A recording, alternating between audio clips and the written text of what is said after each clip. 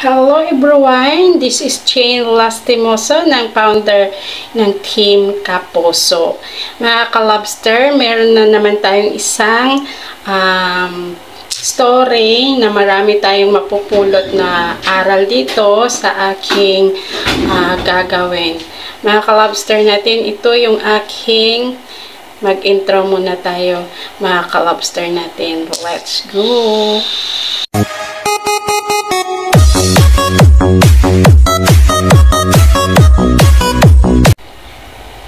Ayan, ito na yung aking storyline sa inyo, mga ka-lobster natin. About sa mga student ngayon na maraming binubuli, di ba? Trending yung mga ganong media na naman ngayon. Di ba mayroong isang estudyante na 9 years old na binubog ng 3 kabataan na high school. Ngayon, maraming mga nangyayari sa mga kabataan na hindi mo alam na bakit naging ganon sila. Yung batang binugbog na 9 years old is ilang araw na komatos yun. Tapos, himala at hindi naman siya pinabayaan ni Lord. Kaya nagising na yung bata na yun na ang pangalan ay si Jonard. Ayan mga ka-lobster natin. Kaya mga ka-lobster natin, kung pinapaaral kayo ng mga magulang ninyo, mag-aral kayo mga ka-lobster. Kasi nga, ang pag-aaral ay hindi batayan sa mga masamang ginagawa. Ang mga magulang ninyo ay naghihirap para mabigyan kayo ng kinabukasan. Hindi yung pinaaral kayo kung ano-ano naman ang ginagawa ninyo. Kaya ngayon, ang ginagawa ni Senator Robin Padilla ay dapat maaprubahan yung 10 years old pataas para kung ano man yung ginagawa nila sa mga kapwa nila ay magbabayad sila ng kanilang mga kasalanan.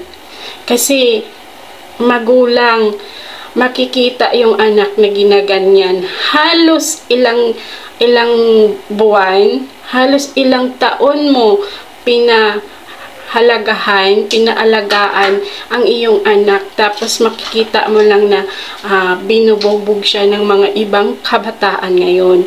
Noon ang mga kabataan noon ibang-iba kaysa ngayon, kasi noon ang mga bata pag pinagpagalitan ng mga magulang, walang kumakampi, di ba? Pero ngayon, pag sinasaktan ang mga bata, ay bawal. Kaya maraming mga bata ngayon na gumagawa ng mga masama na mga ugali kasi iniisip nila hindi naman sila makulong, hindi naman sila di ba? Kasi bawal nga, di ba? Ngayon, hindi natin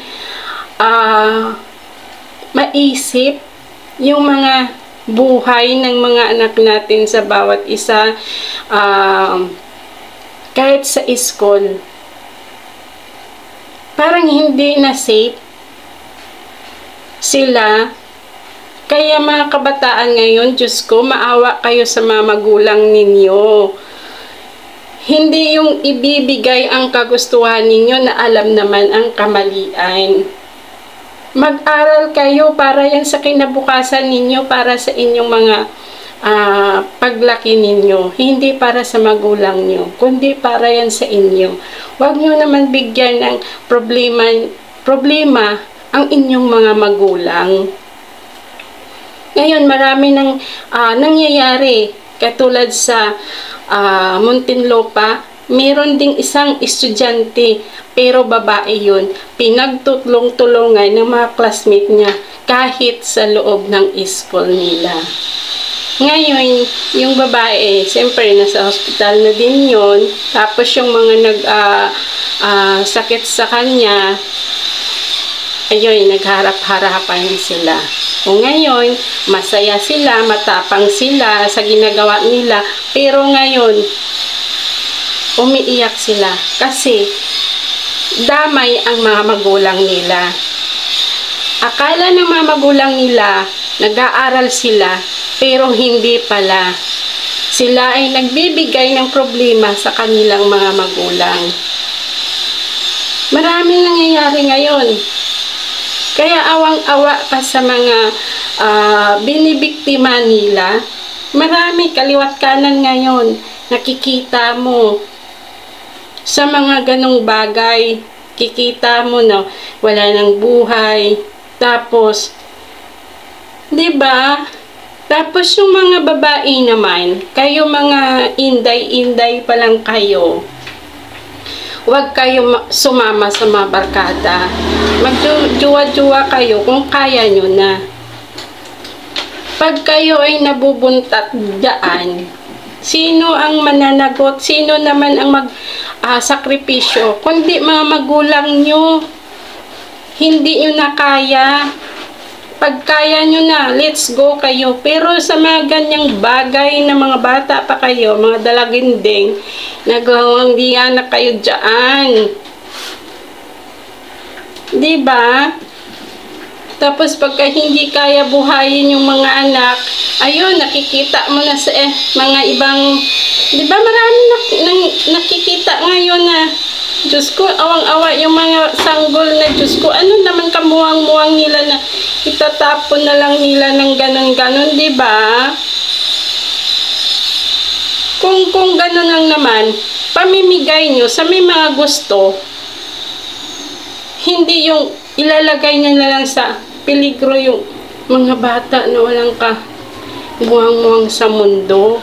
Kaya mga estudyante ngayon, huwag kayong magpaharang-harang dyan na hindi nyo naman kayan pananagutan sa lahat-lahat na mga ginagawa ninyo. Yung isang estudyante din, nag-viral din yun. Lahat ng gusto binibigay ata yun. Tapos, nagpapabili ng cellphone. Ngayon, ang gusto niya bili ng cellphone is iPhone. Kaya siyempre, kapos din ng magulang, binilhan ng magulang ng cellphone na ibang brands. Aba naman kung ano ginawa, tinapon, hinagis, tapos binasag. Kita nyo, wala kayong respeto sa mga magulang ninyo, mga Diyos ko. Ano bang utak na pinaaral kayo? Para kayo magkaroon ng respeto, para kayo magkaroon ng magandang kinabukasan, para kayo mag-ano sa magulang nyo. Pero hindi eh. Kung ako yung magulang mo, Diyos ko, iwan ko laang. Diba? Ang sakit-sakit sa puso. Makita mo ng gano'n na ginaganyan ang magulang. Ang mga bata ngayon, akala nila parang sila na ang magulang ngayon. Ang mga magulang sila ng mga anak. Pero i-compare mo yung mga bata noon. Kaysa nga, ibang-iba na talaga ang panahon ngayon. Ayan, ang aga-aga pa. Makikita mo yung dalawang babae na walang buhay. Na kung sa, diba? Lalong-lalo yung mga OFW, di ba naghihirap sila sa ibang bansa para mabigyan kayo ng magandang kinabukasan? Pero ano naman ang ginagawa nila? Puro barkada, puro cutting sa classes, puro ganito, ganyan. Ano mapapala?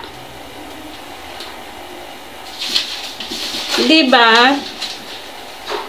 Hindi naman tayo nanguhusga sa mga taong ganun eh.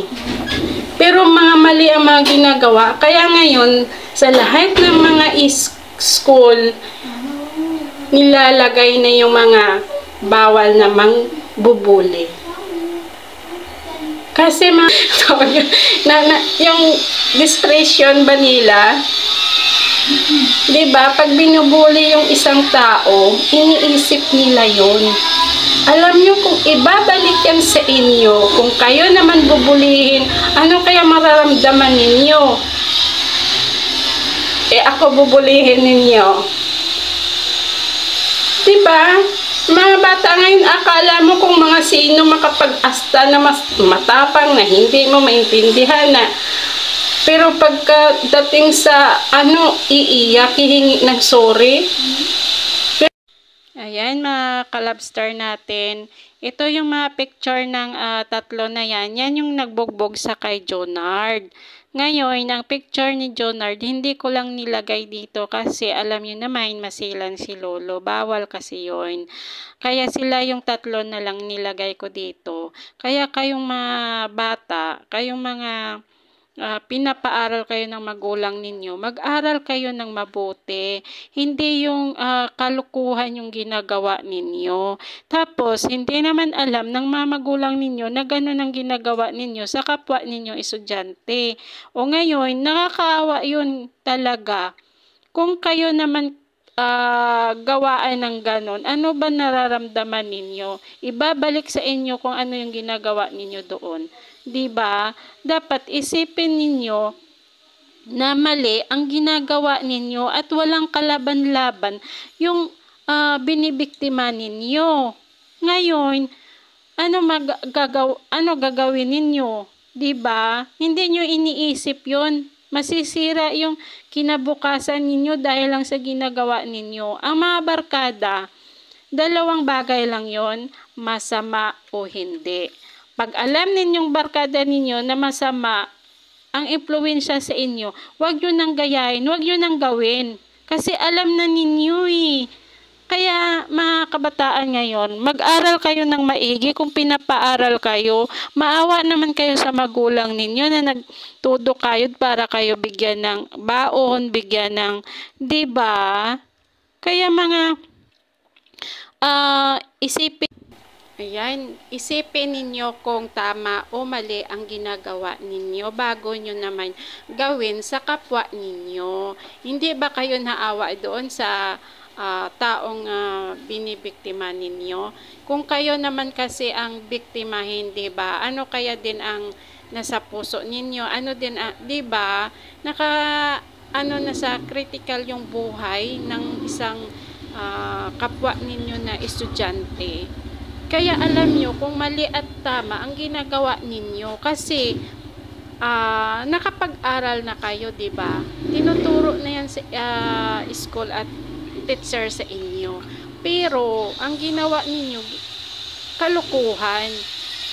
Na nagsasabi na nga yung isa na ganito ganyan, pero tinutuloy nyo pa rin.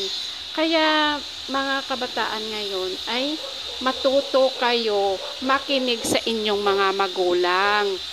Hindi yan para sa kasamaan ninyo, kundi para sa kabutihan hanggang sa pagkatapos ninyo sa pag-aral. Kaya ang mga sinasabi at mga advice sa inyo, iyon ang sundin ninyo, hindi yung mga kung ano-ano yung wala namang kakwenta-kwenta na mga bagay na ginagawa ninyo. Puro problema na lang ang tinutupag ninyo, binibigay ninyo sa inyong mga magulang, maawa naman kayo sa kanila. Ngayon, 'di ba nakikita din ninyo kung ano yung naidudulot sa ginagawa ninyo sa kapwa din ninyo. Gusto ninyo ganun din ang gagawin sa inyo. Maswerte kayo na hindi pa naaprubahan yung sinasabi ni Robin Padilla.